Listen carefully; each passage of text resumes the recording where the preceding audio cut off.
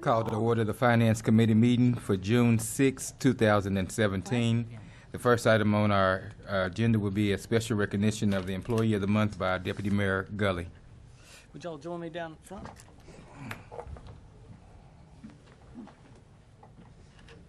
Jackie, would you like to join us down here? Employee of the Month? No. Corporate heads can't get it.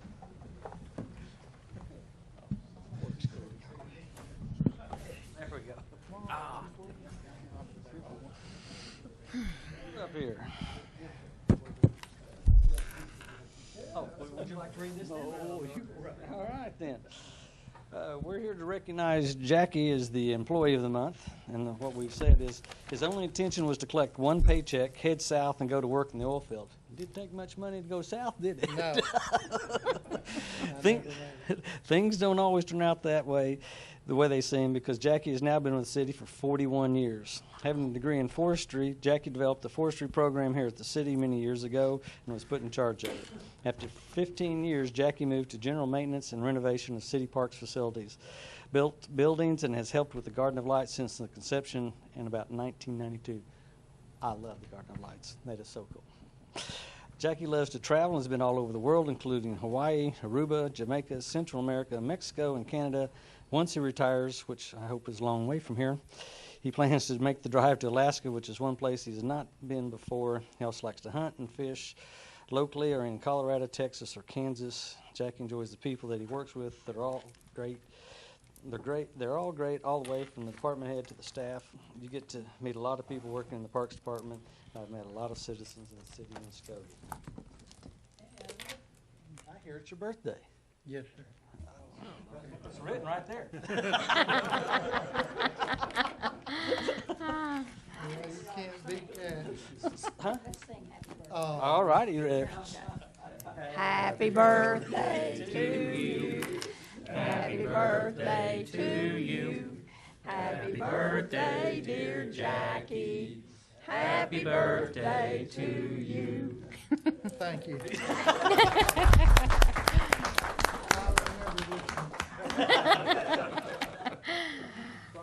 You want to say anything? No, sir, I am Certainly appreciate quite it. fine. I appreciate everything y'all done. All right. Pictures? Mark? Somebody ought to take a I was going to say, we need to have a picture. Somebody will have a thing.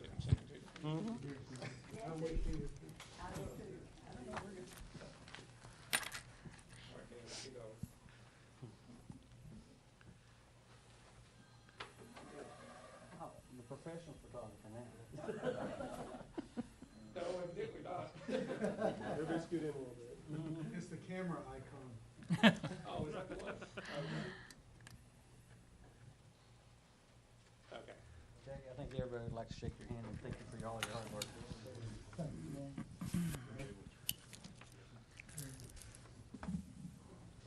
Appreciate what you do, Jackie. Thank you, man.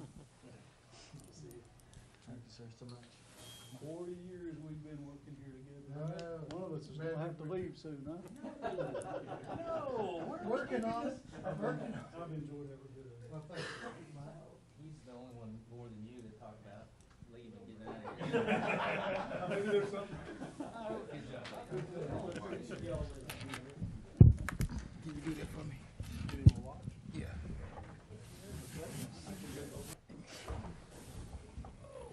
You don't look as sharp as these guys do.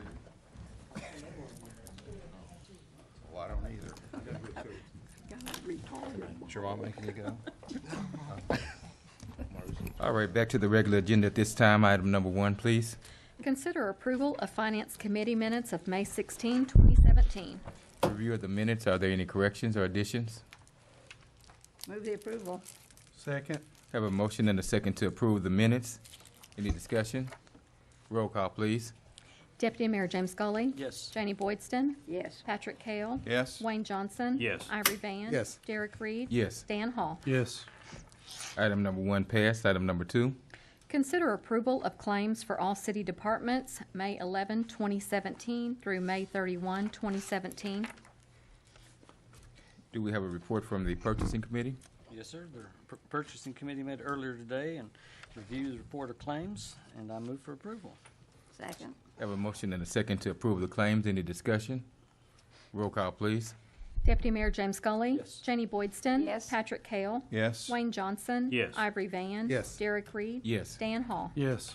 Item number 2 passed. Item number 3, please. Consider approval to renew the municipal liability insurance contract with Oklahoma Municipal Assurance Group in the amount of $219,018 for policy year July 1, 2017 through June 30, 2018, or take any necessary action. Mr. Tucker?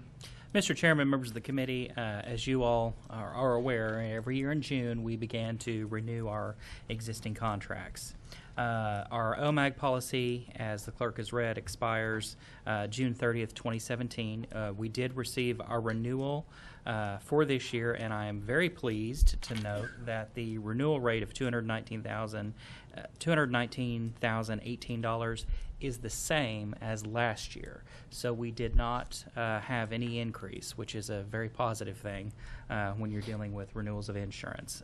So we've had OMAG as our insurance company for the last decade at least, and we've been very satisfied with service that we've received that they have provided to us. So I'm happy to recommend approval of renewal of this policy for this amount, and I'm happy to answer any questions. Move for approval. Second. Have a motion and a second that we approve this item. Any discussion? Roll call, please. Deputy Mayor James Scully. Yes. Janie Boydston. Yes. Patrick Kale. Yes. Wayne Johnson. Yes. Ivory Van. Yes. Derek Reed. Yes. Dan Hall. Yes. Item number 3 passed. Item number 4, please.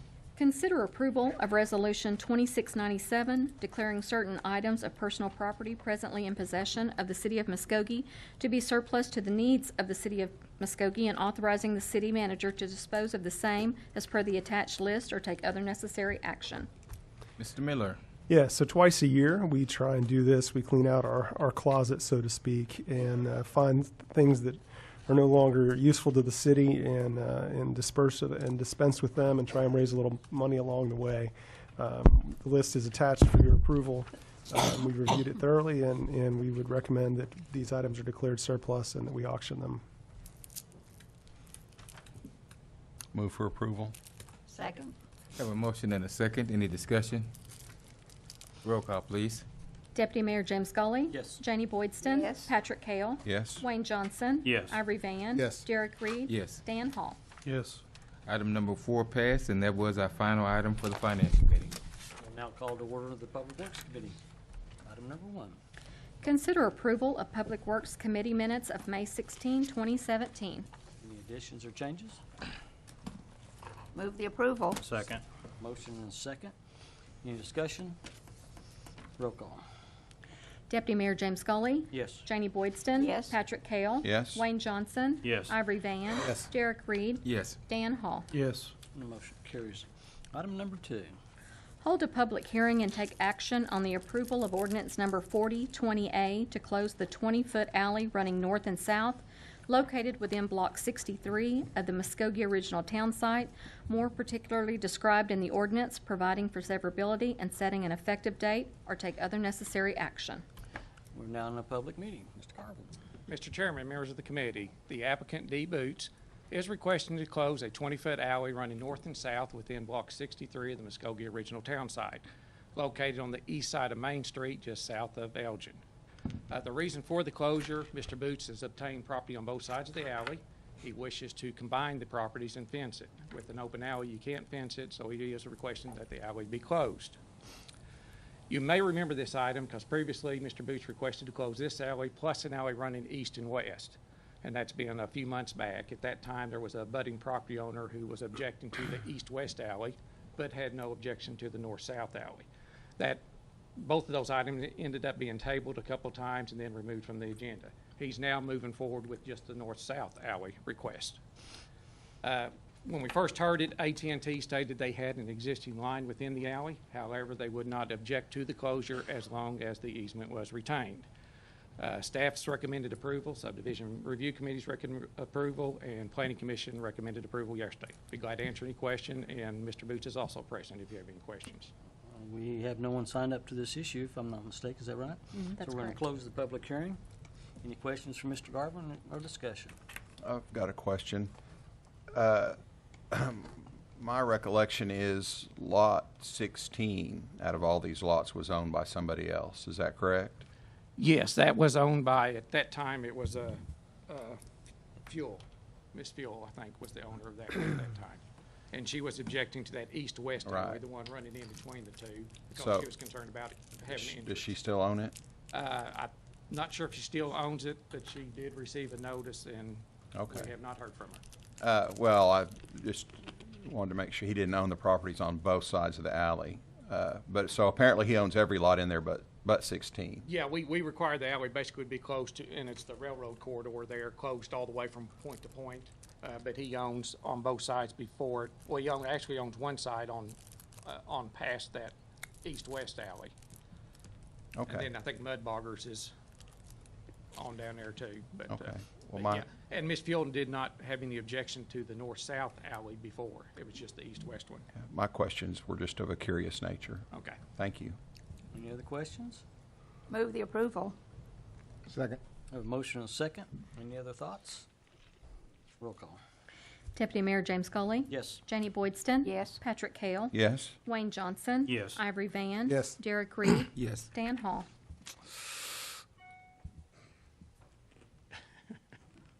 Yes. All righty. The motion carries. Item number 3. Hold a public hearing and take action on the approval of ordinance number 4021A, rezoning the property located at 418 West Shawnee Avenue, more particularly described in the ordinance from R1 Single Family Residential District to C3 Regional Commercial District, and if approved, authorize staff to revise the official zoning map of the city to reflect said change or take other necessary action. We are now in the public hearing. Mr. Garber.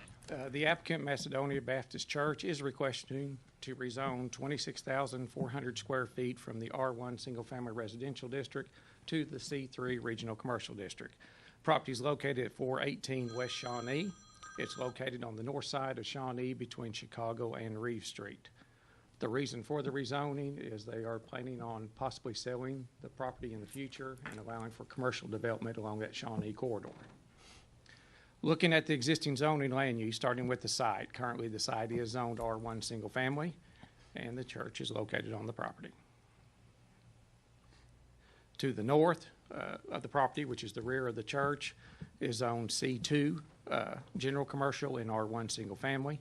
Denson Heat and Air is located on part of the property, and part of the property is vacant, unoccupied. South across Shawnee Street is on C1 local commercial, and it's the location of Golden Corral. East across Chicago Street is zoned R1 single family. It's Blue Moon Cafe. West, which is across Reeve Street, is on C3 regional commercial, and it's Aldi grocery store. Now, if you look at the land use map, it does indicate regional commercial along the Shawnee Shawnee Avenue Highway 62 corridor. The area that you see in red is the regional commercial classification. Therefore, the C3 request complies with the comprehensive plan and the land use map, and it's been recommended for approval by staff and planning commission. Again, be glad to answer any questions. No one has signed up to speak to this issue, so we're going to close the public hearing. Any discussion or questions? Move for approval. Second. We have a motion and a second. Any other discussion? Roll call. Deputy Mayor James Scully. Yes. Janie Boydston. Yes. Patrick Hale. Yes? Wayne Johnson. Yes. Ivory Van. Yes. Derek Reed. Yes. Dan Hall. Yes. The motion carries. Item number 4. Receive report from Three Rivers Museum as to the financial condition, project status, and progress towards achieving the public service objectives of heightening cultural diversity and area history and encouraging visitor development, as well as consider approval to renew the cooperative agreement for fiscal year 2017-2018, subject to adoption or take other necessary action. Mr. Stewart. Yes, this is the cooperative agreement between the city and the Three Rivers. Sue Tolbert is here, along with John Vecchio, who is the board president, and also Roger Bell. They're going to do, as part of their cooperative agreement, give you a brief presentation from last year's accomplishments. I'll have John come up and give you that. He's put together a small PowerPoint. I will tell you that we're also trying to approve the cooperative agreement. It is for $50,000. That was what was approved in your budget.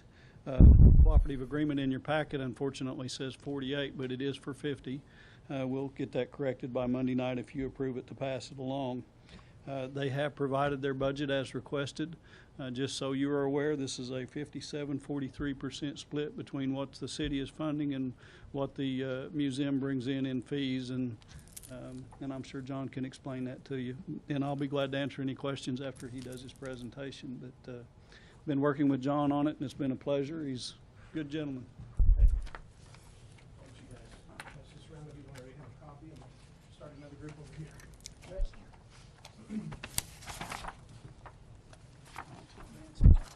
Okay, you bet.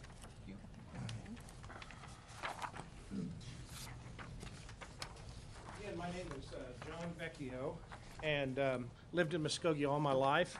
I've been a broker here in Muskogee for the last 30 years. For several years, I've been on the board of the Three Rivers Museum. When Roger was feeling a little poorly, I took over interim chairman, and then was elected chairman for the next year. And it's kind of a dream volunteer job, I might tell you. Rarely, I know you all have proposals made to you all the time. People report back on projects that started, how they've done. But not all of those projects can come back to you and say, we're not only doing everything that you have asked us to do, but we're doing it well, and we're exceeding. We're growing and expanding. It's important that a community stores, maintains, and makes available its history, its past, for those to study it, those to learn from it. And this is our archive. This is our community's archive. We collect the items, we archive them, we make them available. There are a lot of authors in the community that like to research them, and this is a great place to learn and study. We have quite an exciting and rich history in Oklahoma. Many people who know a little bit about Oklahoma will come to our museum and then be astounded at so many of the things that have taken place here in Muskogee. But in order to make this successful, I've been promoting a little extra.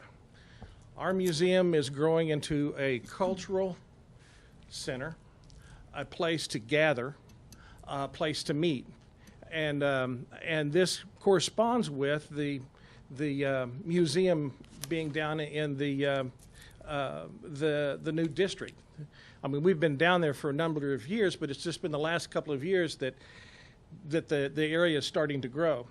And I might point out, in addition to fulfilling our requirements and our goals as far as a museum, we've added a couple of images here. Food Truck Thursday. How many of you have been down to this? It's fun. Mm-hmm. It's quite active. And over the last several months, the food vendors are running out of food before the end of the day. We've all seen drawings, we've all seen pictures of trying to create an environment in Muskogee where people come and they gather and they socialize and they might shop a little. That's happening. I don't know if you've noticed it or not. About a month ago, I went down to help with Food Truck Thursday to help them close up.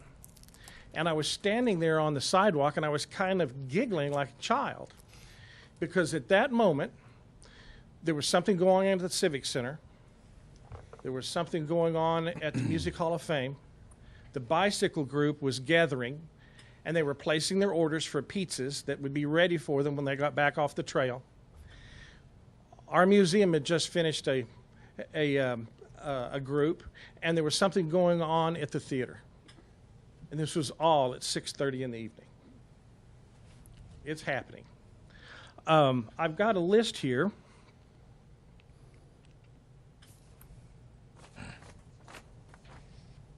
I'm sure all of you have participated in some of these events, but I have a list here to help you have a better perspective of what's going on down there at your museum.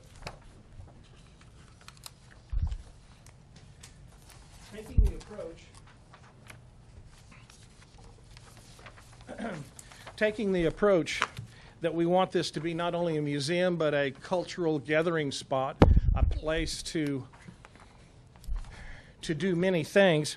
We've listed here some of our activities. Oh, no. I'm not going to read them for you, but I can tell you that as far as attendance, since the first of the year, we have exceeded all of last year's attendance. One of the other examples, I'll back up here. Besides the food truck Thursday, the Girl Scouts came down to help us celebrate 100 years of Girl Scout cookies. Girl Scout cookies started in Muskogee, Oklahoma, 100 years ago. They were so pleased with the venue and how well they were treated that they've committed to kick off the Girl Scout cookie sales for Eastern Oklahoma at the museum every year going forward. Awesome. That's just one little thing. But 1,000 little girls running around squealing was quite a sight to see. Coming up later next month is the Bass Reeves Legacy Day. Very important, very colorful character. There'll be lectures, exhibits, and reenactors. We just finished the restoration of the little one-room schoolhouse. This is going to end up being extremely popular. From observing the children that have come to see the little schoolhouse in an informal basis, they seem to be absolutely delighted and beside themselves. We plan to work with the school system along in Muskogee and Hilldale and the surrounding areas to help them build a curriculum so that they can come down, spend a day or a half a day, what it's like to be in a one-room schoolhouse. The other children can spend time in the museum. We not only are discussing the history of Muskogee, but we're talking about black cultural history. Okay, I even talked about the value of studying architecture. This little schoolhouse is quite unique. Anyway, we restored it accurately, and it's been a great hit. And we plan to, I don't have any idea how many. I imagine more than several thousand kids will go through that school in the next 12 months. One of the other elements that is extremely popular as far as adding culture and entertainment is our trolley tours. The one that seems to be sold out all of the time is the Haunted History Tour. And we do it for several weekends before Halloween. But we take that same theme, we do Christmas lights, we do historical home and building tours. Those are extremely popular, and you can see that on your list. Speaking of trolleys, the renovation of Muskogee's original trolley is still underway. It will be another year or so before it's done. Even though there are other towns that have old trolleys, I am told that this represents the only original trolley belonging to a community in this part of the United States. It really ran on the streets in Muskogee. As you can see on the front there, the street name is Fond du Lac. Okay. So we're proud to be the original structure and facility down in the Depot District. We're glad that it's growing. The plans that you all have made are coming to fruition. There is activity down there on a regular basis. We promote the use of the museum not only as a museum but as a place to gather, a place for meetings, for groups. With over 5,000 volunteer hours, and our collection is over 45,000 pieces. Over 300 people a month attend the museum, and we have between 12 and 14 community events in the museum on a monthly basis now, and we expect that to grow. So we're not only just a dusty, stuffy museum. okay? Though we've never really been. This is a place to gather, a place to enjoy one another, enjoy the community, okay? Do you have any questions? I don't think any questions. I just am amazed of how much is going on downtown. I was like you the other night down there, and something was going on with the Hall of Fame. Y'all had an event. And I'm not even we're not even talking about the same night. And I have to awesome, fight it. John.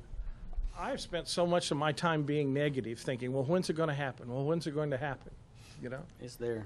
And all of a sudden I woke up and I go, oh my gosh, it's here. There's stuff going on all the time.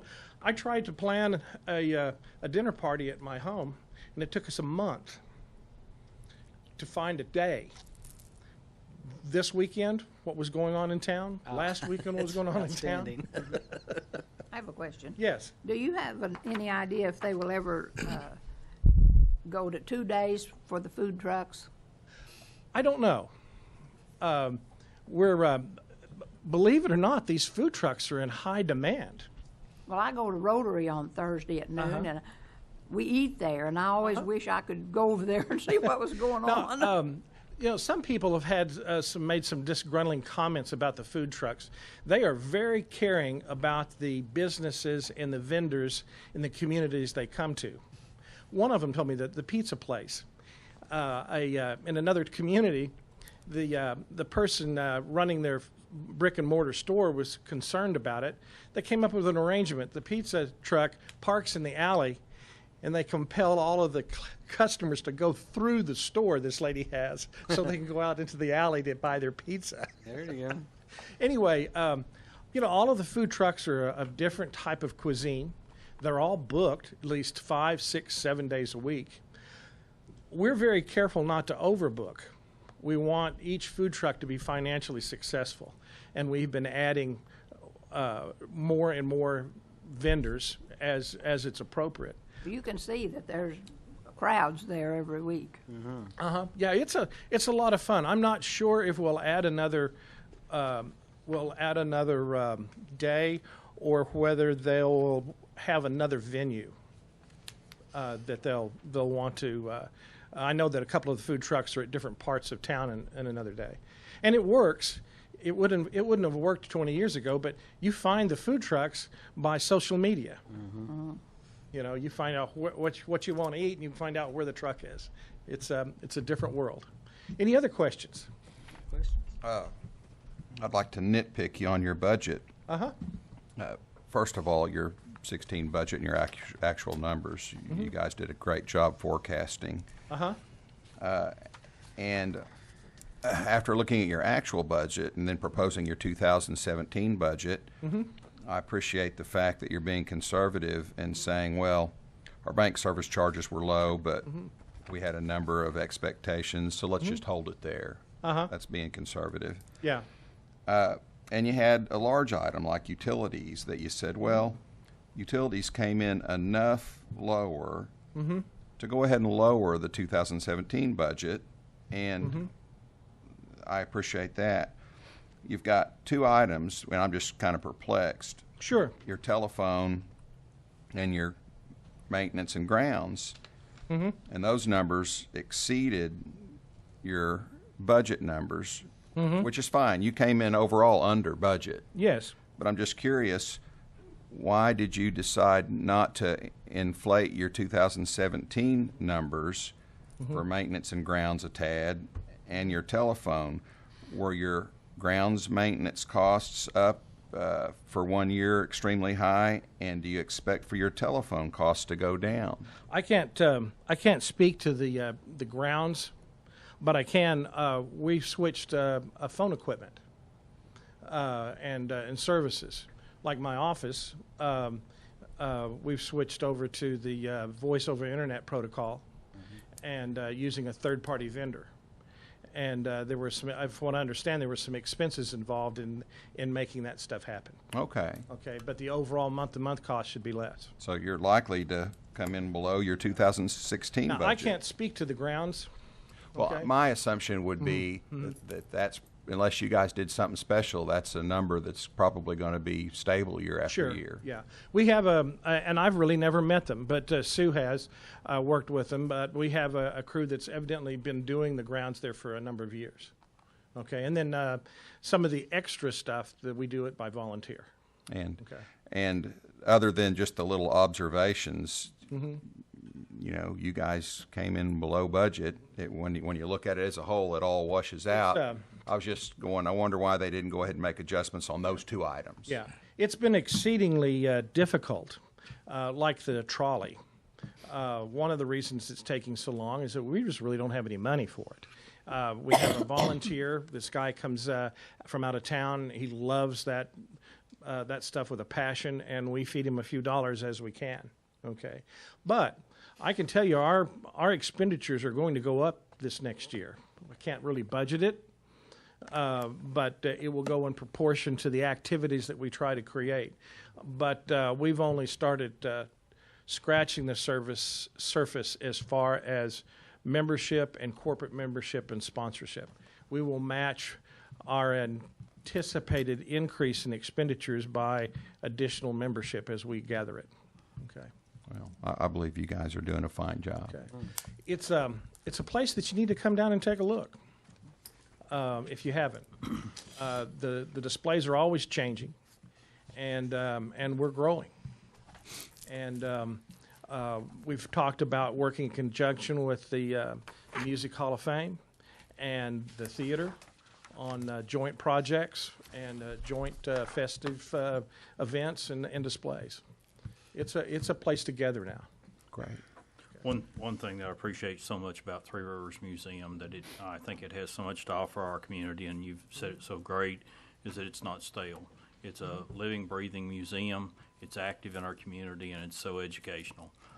You know, one of the things that I guess I kind of have lost being active on the council is not being able to go to so many of the events, because that's one thing I enjoyed so much, because there's so much activity going on at Three Rivers Museum, because it gives you so much impact to the history. Muskogee is so rich in history, and you can learn so much about our community, and I would encourage our community to really utilize and use the wealth of knowledge that's there at Three Rivers and the activities that's there. So it really is Thank you a lot. tremendous opportunity for our community. You know, all of the events that we've put on, you know, just a little water put on the soil down there. Oh, yeah. All of the events can be tied back to history. You know, I can make people like history whether they know it or not. You know, somebody said, well, what in the world does a car show have to do with history? Well, now let me talk to you about why Ford had wooden bodies and why Chevrolet had steel bodies. Or let's look at the style of this car versus the style of that car. You know, I'm a salesman, man. I can sell anything. But everything we do down there can be related back to our history or our country's history. And we try to make it fun. And we're always looking for other things to do. Hopefully I can come before this body sometime later on this year and talk to you about some other things that we've got in mind. Okay. Thank you, John. Any other questions? Any other questions or comments? Then I'll entertain a motion to approve the renewing of the corporate agreement for the fiscal year 2017-2018. So move. Second. Have a motion and a second. Any other discussion or questions? Roll call. Deputy Mayor James Scully. Yes. Janie Boydston. Yes. Patrick Kale. Yes. Wayne Johnson. Yes. Ivory Van. Yes. Derek Reed. Yes. Dan Hall. Yes. And motion carries. John, thank you so much. Roger, I see you in the background. Thank you for all the work that you and Sue have done for all these years. Appreciate it, guys. Item number 5. Receive report from City Emergency Management Director Mark Bolding on the location of and protocol for surrounding tornado sirens and take any necessary action. Mr. Van, see it's your name on this item? Yes, thank you, Mr. Gully. It was about 2 weeks ago. I was at the Hotel Association's meeting, and Mr. Mark Patel, he asked me a question, and he said that where his hotel is home to, he could not hear the sirens when the tornadoes came through here. And so I was curious myself. So I got a hold of Mr. Miller, and Mr. Miller got a hold of Mr. Bowling, and I went on a tour with Mr. Bowling, thanks to Mr. Miller. Mr. Miller generally go, every time I go on a tour, he normally follows me, but he was tied up that day. But Mr. Bowling, he gave me some good information, And I think our citizens deserve to know how the siren system works on our tornadoes, in case, you know, some it may come back again, you know. So that's one of the reasons I put this on the agenda for today, to give our citizens some information, and also to try to give the hotels down there some protection also, because those are brand new hotels. And when we did go on a ride with Mr. Bowling, we pulled up to Home 2, and the main siren is up on Honor Heights Hill. So he pushed the button, and I had a lady come out, and I had some people stay inside, and you couldn't hear nothing, just blank. And then we also went down on Chicago, and we had a problem with one of the sirens there, and Mr. Bowling was going to get it, you know, worked out. But I'll tell you one thing, Mr. Bowling's a very good emergency management person. I enjoyed that time we spent about, an hour, 2 hours together. I enjoyed what he taught me, and I just wanted him to make this report today, and hopefully we can get the hotels down there, because we don't want our visitors to come through here and get blown away. So I'll turn the floor over to you, Mr. Bowling. All right, thank you.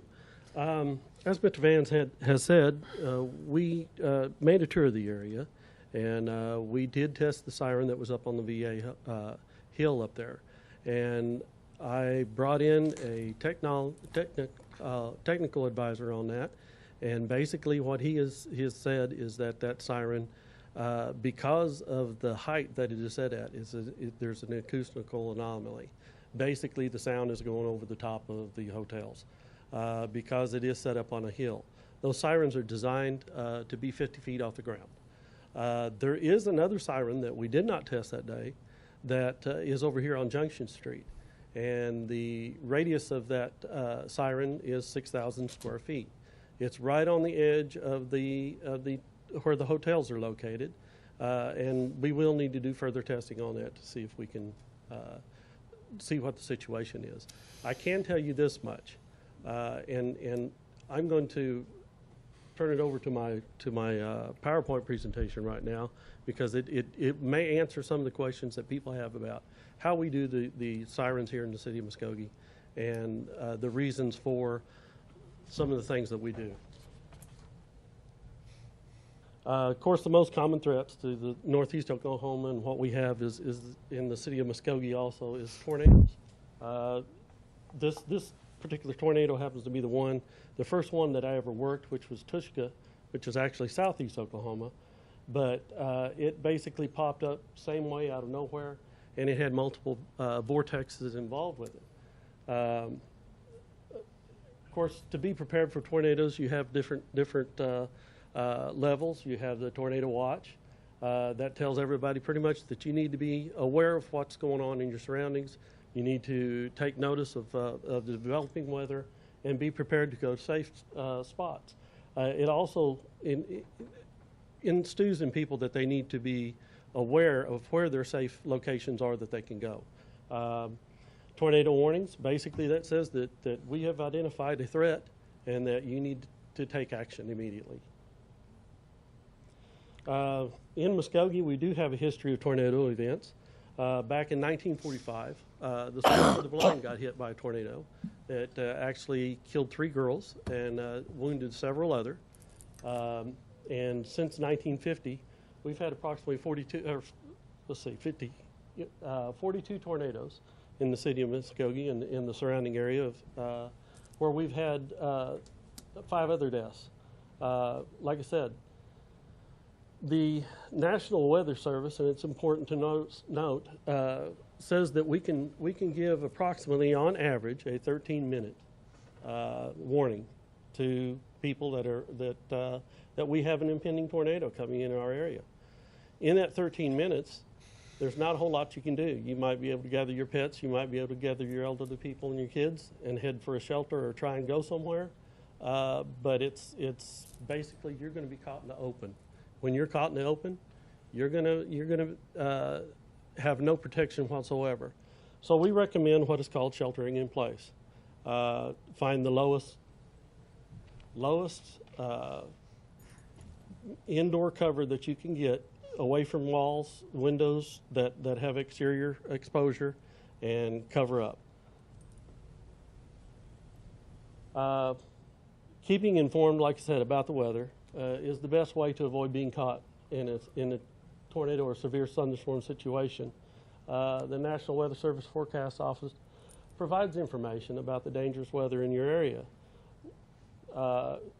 Tornado sirens, basically, everybody considers that as a line of defense and it is, but it is basically stated in the handbook when you provide for these tornado sirens that they are designed for people outdoors to take cover, and people indoors may not always be able to hear the warning signals. This is a true statement. This is a true statement. What we do with our tornado sirens as far as testing them goes, we do what is called a bump test. There's a reason for doing the bump test. We test each and every one of the 19 sirens that we have in the city. When I do a bump test, I can observe that all the equipment is working. If I'm sitting out in front of that tornado, I can observe that that siren is rotating the way it's supposed to be rotating. The sound is working the way it's supposed to be working. And we can identify if we do have any problems, immediately get them taken care of. We do this multiple times a month, depending on the weather. I mean, if we have a thunderstorm tomorrow, I may be out the next day, or I may be out within the next couple of days testing these sirens when I get the opportunity. You'd be surprised how many that we found, just like what happened the other day, that do not work. And we have to have somebody come in and repair those, and we call those technicians. We also have twice a year a technician come in and test every one of the sirens. They do the maintenance work on them. They open the cabinets. They test the batteries. They test the voltages on everything, and which is one thing that we did do on the VA hospital siren is we tested the voltage when it was activated, and he said it's basically within specs and at the higher level of the specs, even when the batteries are on. So again, he said that would be contributed to an acoustical anomaly in which the siren is actually above what we need. We are currently exploring alternative modern constant electronic monitoring systems to upgrade our system. Basically, that's something that we're investigating into. It will allow us to tell immediately when we have a tornado siren that is not working to order, and we will be able to get that repaired for the safety of our citizens. We also put out there that, however, sirens should not be the only type of warning system that people should utilize for protection. You have weather radios, you have cell phones, you have television, you have all kinds of access to all kinds of technology nowadays that we didn't have in the past, and it's constantly growing. I mean, our radar capabilities are greatly advanced compared to what they were 10 years ago, and when I send out my folks in the field to also do storm spotting, which we still do, I send them out in teams. I keep them strategically located in the areas where we think that we're going to have potential weather damage, and they call in their observations. We still report those observations to the National Weather Service, just like we did in the past, and it also gives us an advantage to activate our sirens when we need to. What to do during a tornado. And I'm just going to briefly touch on the highlights of this. You want to stay weather ready. You want to listen to your radio. You want to find your communications. One of the reasons they say have more than one type of communication is basically your television can go out, your radio can go out, your telephone can go out. If you've had let's say you've had something go through where the situation has knocked out a cell tower, then you may not have television, or you may not have your cell phone, but then you can rely on your television. So basically, we want to look for more than just one avenue.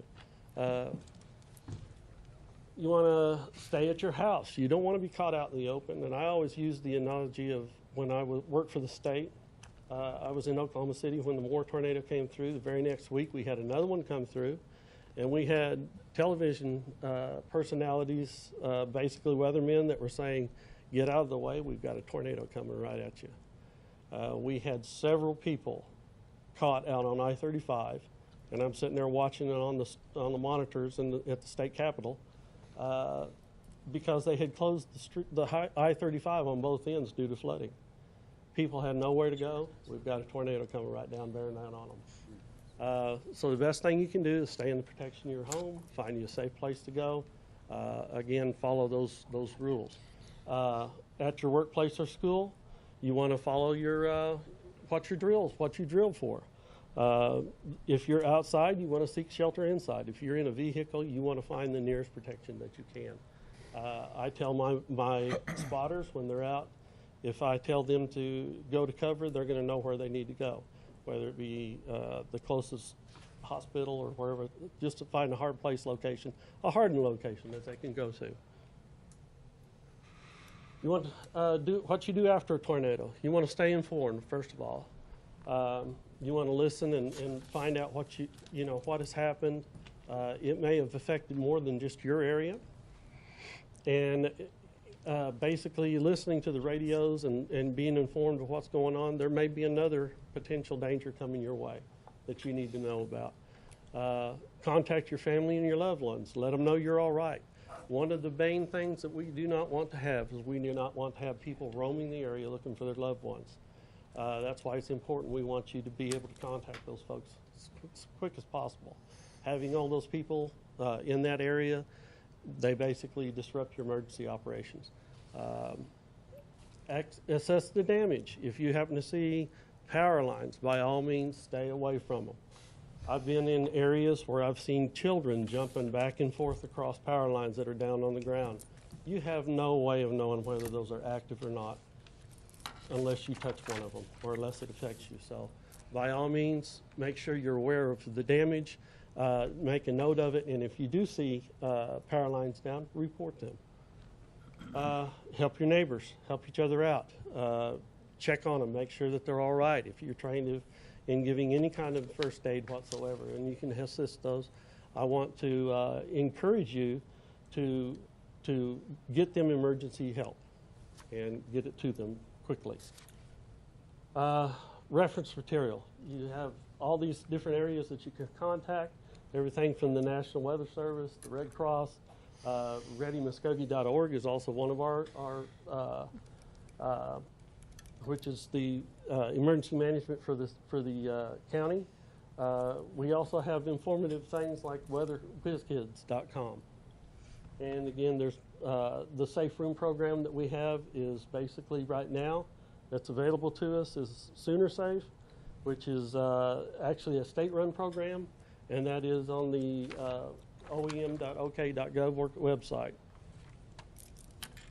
And then you have my contact information, which I'm available for any questions that you may have. And with that, if there's any other questions, like I said, we have investigated. We have one more tornado siren to test out and make sure that, that we can hear it from that area. But for the most part, the map that I produced that has the 6,000 square foot radius, which is what I was told, but I did find in the book where it's 6,500. We pretty much double lap everywhere in the city of Muskogee, with the exception of the wastewater treatment plant. So we should be able to hear from these in these areas. Thank you, Mark. Thank you. Any other questions? Yeah. Two things, Mark, if you don't mind. Yes, sir. If you have a tornado shelter in your backyard, should they report that to somebody so in case their house Yes. blows down? We have on our website a place that you can report your tornado shelter. And the reason that we do that is when we do search and rescue operations, our fire department, that information comes into me. I put it on a spreadsheet, and we can share that with our fire department where they can actually go in and search those areas. If they're searching a certain block or a certain area, they can go in and say, look at the sheet and say, I've got 4 houses on this block that's got the tornado shelter that we really need to look. There has been instances and cases where people have been trapped inside their shelters. It doesn't happen very often, but it does happen. Okay. And the other thing, Mark, and this might be for the city manager, is there a way that we could record a version of this and put it on Channel 14? Or is it already there? Yeah, we're doing that right now, actually. Okay. And no, I do think we'll take this section out of the council meeting and run it separately. Okay. Yeah, I took this out of my much bigger presentation. I put a lot of people to sleep with it before, so. Okay. Thank you, Mark. Anything else? First, I'll agree with Ivory. If we've got a concentrated area of people, we want to make sure that they can hear.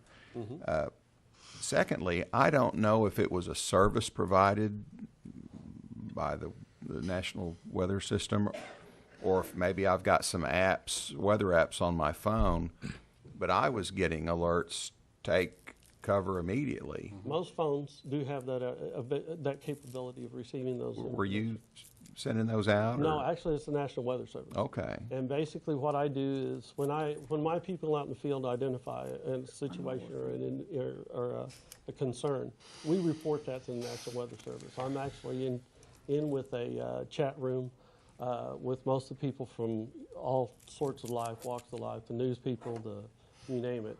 But basically, we report and identify what we see, whether it be hail or whatever coming in. And they pass that information on. What they feel is pertinent, they'll go ahead and send out those warnings and those. Well, I thought that was the neatest thing. It is. It's pretty neat. Basically, every phone that is a smartphone is capable of receiving those reports. Well, my phone's smarter than me, but when I got that, I got serious. Like I say, that's why I'm saying It said, technology Patrick, is take changing. cover immediately. Yeah, the technology is changing, and that's why people need to have more than one option out there to receive information. A siren is great. It puts out a loud noise and makes people aware. But what's the first thing you're going to do? You're going to look around and try and figure out what's going on. And that's why you have to have those media outlets available for you to look at. Thank you. Mr. Bowling, you know that day we went out to Home 2, we passed out that literature with the box. Can you explain that box to us? The way that box actually works is it will, when I send out a tone to the tornado sirens, it picks up that tone. And basically it'll send out a warning signal. Just basically it'll put out another tone to where whoever's in that office basically can hear that tone go off. And it's just like any kind of other warning. It'd be like your phone ringing. So that capability is there. Again, that's going to be an expense to whomever owns the box, and then we have to program that box for it. You also have NOAA weather radios. They also send out a signal. They don't cost quite as much, but they can also receive verbal information from the National Weather Service that you have what kind of warning it is in your area. There's, like I said, there's a lot of different technologies and different options out there, but those boxes are tied into our tornado warning system. Again, you'll find out that a lot of times the National Weather Service will put out a warning, just like they did on this last one, before I actually sound the sirens. And that's because we have our standard SOP is that we identify a situation, and my field spotters out there did identify a situation, and we activated the sirens at that point. We try and get them out far enough that we have enough lead time that we can give as much warning as possible. And but there are a lot of different options out there. Two things I'd like to do with you, if it's okay with the city manager, is on those other sirens you get going, like the one, in Chicago was down. I like to see that one going, and also the one, it's another one more, I think you said was down. On Junction Street. On Junction Street. And we actually tested that one. I just didn't realize that it was actually overlapping the hotel area. So that's one that we can look at and, like I said, go back over to the hotel area and see how much we are hearing of that, because that is on a 50-foot level. So we should be able to hear something with it. And also on the power lines, getting those limbs cut, on Junction and on our Heights Hill. Yes, sir. Yeah, we'll get those taken care of. I appreciate your report, Mr. Bowling. I'll turn the floor back over to you, Mr. Chairman. Very good. Any other discussion? If not, item number 6. Discuss and take possible action to develop a plan for a focused effort by staff and the community to improve the U.S. Highway 69 corridor as a gateway into our city, with particular emphasis on code enforcement, cleanup, and rehabilitation, or take other necessary action. Mr. Johnson. Yeah, we talked for quite some time about how 69 Highway is very important to this community, and as I was driving along the other day down 69 Highway, it was extremely depressing. You know, as you drive down 69 Highway and you're coming into our community, we've got vines growing up the bridge there. As you looked at the center media was almost a foot high, and I know that's the state highway, and it's their maintenance inside that area. As you look over to the right, and you got a hotel there that has boarded up windows. You got the sign that's in disarray, and then as you drive on down, you've got for sale signs that's there present, and you've got weeds all growing up. That is not a picture of my Muskogee, and that is not a picture of our community. But yet, we have coming in one direction in Muskogee from ODOT, we've got 17,700 people that come into our community, and that's the picture that they see of our community. From the other direction, we have 19,660 people that come into our community, and that's the picture that they see of our community. As City Council and as our community, we've just made a huge investment in purchasing 3 corners, and now it's 2, and yet we're paying interest on that. And anybody that's interested in those 3 corners are going to be looking on either side of that, and they're going to be saying, what are they seeing coming into Muskogee? I would say, as you drive through our community, look at any major highway intersection coming to our community. I mean, you look at Main Street, what's happened. Now you come in and you see that great entrance as you're coming in on Main Street. I mean, I am so proud of what we've accomplished in Muskogee in a short period of time. A lot has taken place.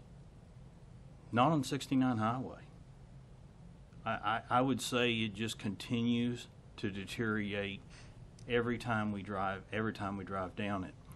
We've talked about it, we've said things about it, but we've not taken any action. And I would just say it's time for action. I would say we put together a plan of action where, whether that would be focusing our code enforcement, or we start putting in place code enforcement. That is a part of our community, and we start working with ODOT, that we start maintaining that. I know they're going to be doing a improvement project in there in the future, but our future is right now in Muskogee, and we cannot afford for that to continue to happen, because we've got too many people that's the view of Muskogee. We're not letting anybody know, turn off this section of highway. Right here's downtown Muskogee, where we got everything happening. You know, turn off right here. Right now, we've got a brand new Colton's Steakhouse. Look at all our urban renewal that's going on. All we're seeing is this deteriorated area of these 17,700 vehicles that's coming down 69 Highway. We are not taking the opportunity that we have before us. And I know we've said things about it, but I think we've got to start taking steps. We have a maintenance code that's in place, and to continue to have businesses that are boarding up their windows, I think it's time that we start talking with code enforcement, and whether we start enforcing a maintenance code that says that's not acceptable standards. Our community has too much at risk. It's the future of our Muskogee. So what I would like to request, that if we would request a plan of, we would request for our leadership, our city manager, to put together a plan of action, that they would come back, present to the city council of how we would move forward with putting together a plan of action on 69 Highway on a cooperative agreement of how we could put together something there. Is there a motion that we can put with that, Mr. Tucker, or is that a staff direction? I think it'd be appropriate, just for record-keeping purposes, that there be a motion to memorialize that, and the motion could be to direct staff to prepare a plan of action for the Highway 69 corridor coming into and outside of Muskogee, to bring back the plan for council consideration within a period of time, whatever, 60 days maybe, Well, the But I grass think- Well, I growing would- season's now, 30 Yeah. days. 30 Well, I days. would suggest that we've got, from our council retreat, you've already tasked us with a code enforcement plan, and this is a part of it, and not all of what you're talking about would necessarily be code enforcement. Some of it's environmental control, some of it's a few other things. But I would say, let us do the code enforcement one, and then if we have 90 days, so that'll give us time to do the code enforcement one, and then incorporate the full plan. As we put that together, not to say we won't be doing things in between now and then that we can do in the routine, normal course of business to beautify that corridor as well as all parts of Muskogee. Mr. Garvin, on all those stacks of papers that we went through for about 2 years when I was on planning and development, on the zoning codes and all that stuff, is there a code in there about making people keep their property up and everything like that? Well, there's the property maintenance code that the city has adopted, and it has some regulations on maintaining your property. Replacing broken windows if the porch is starting to collapse, to repair it. So there is some codes in effect for maintenance that Okay. Mr. Johnson was referring to, I believe, the ones he was referring to. I was just making sure that we had something already in place. I thought we did, but I wasn't. I'm getting older. Can't remember things. Yes, there is. Mr. Johnson, I would so move as that motion. on the 90 days? Yeah, and it's just important that we take the first step at moving forward with this, because otherwise we're just going to keep talking about it. And I think 90 days would be sufficient for us to start putting together a plan. That would give staff enough time, because it's going to take a process. And I think that would be adequate. Okay. Second. I have a motion and a second. Any other thoughts or discussion? Yeah, Mr. Scully, may I be recognized? Yeah, totally agree with you, Mr. Johnson. 69 is our main corridor, and it does look bad on some, and just between our line and going back in Ward 3, we just cut the center medium. And I'd like to thank Mr. Stewart for getting that done, and Mr. Miller. That's the environmental controls job to keep the center medium cut. And the reason they got behind on that was, in Ward 3, was because of the rain. So if you go by there now, it looks better. It looks good. Only thing is, we can also maybe, Roy, we could use your crew, the temps, to get up and pick up some of that trash that people throw out, coming into service, coming into town. And I get disgusted. There's one hotel in our ward. It's been boarded up. I thought it was a guy out of Oklahoma City. He was going to do something with that hotel. Never did do nothing. So I feel what you're saying. So I totally agree with you. I just wanted you to know, like I say, environmental control did get out there last week, and cut that medium in our ward. And I don't think it's anybody's one. I just think it's one where we've just not concentrated our efforts at saying this is it, and this is what we've got to do to make sure that we're putting our best face forward for the city of Muskogee, because it's one of our worst areas. If you notice, and yet it is our biggest traffic area through our community. It is our gateway to Muskogee. Absolutely. And yet we're not showing it off. if you notice today, I was passing by there today, and at one place, the saloon, what they call it? It's the Okies or Water Cowboys Saloon. Yeah, no, it's down. It's up for sale. Well, And part of that is, I mean, I understand right now with ODOT going to start making some changes. We're going to see a change in property because nobody's going to want to invest when things are going to be happening out there for a period of time. So I know things are in transfer, but that still doesn't mean our community has got to be in transfer. Yeah. Okay. Turn the floor back over to you, Mr. Chairman. I have a motion and a second. Any other discussion? Roll call. Deputy Mayor James Scully? Yes. Janie Boydston? Yes. Patrick Kale? Yes. Dwayne Johnson? Yes. Ivory Van? Yes. Derek Reed? Yes. Dan Hall? yes. Motion carries. Item number 7. Consider approval of Resolution 2695, authorizing the continuation of the account fund for the City of Muskogee entitled Solid Waste Improvements, and designating the manner in which said account shall be operated for fiscal year 2018, or take other necessary action. Mr. Riley. Yes, this is our yearly resolution setting up the service fee for the Solid Waste Improvement Fund. That money goes into the improvements on the Solid Waste Fund. And some of that money, that's what goes for our trash trucks, is that correct? Yes. Yes. Do I hear a motion? Move for approval? Second. Have a motion and a second. Any other discussion? Roll call. Deputy Mayor James Scully. Yes. Janie Boydston. Yes. Patrick Kale. Yes. Wayne Johnson. Yes. Ivory Van. Yes. Derek Reed. Yes. Dan Hall. Yes. The motion carries. Item number 8.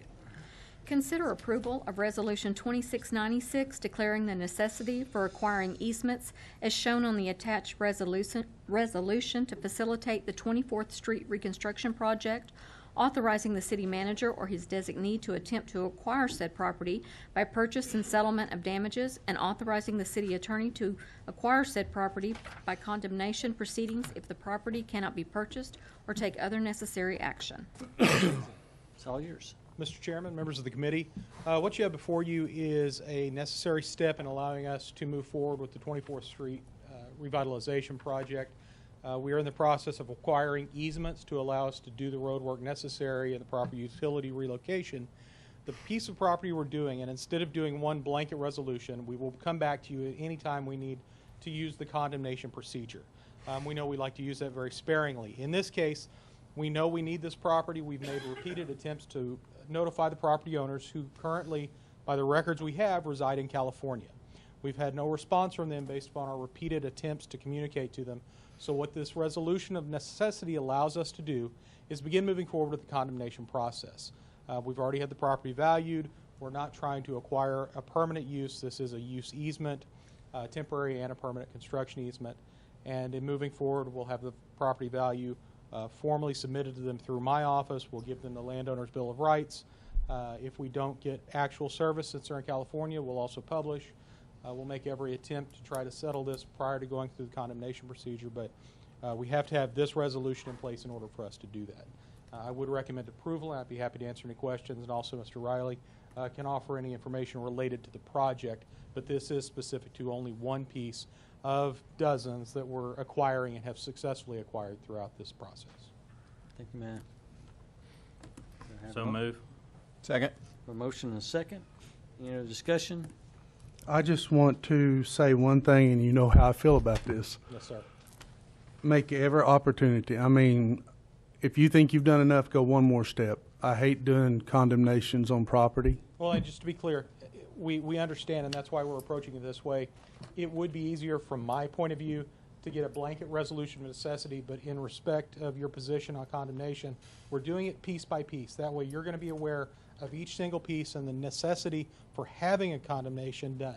And in this case, it's because we cannot contact the people.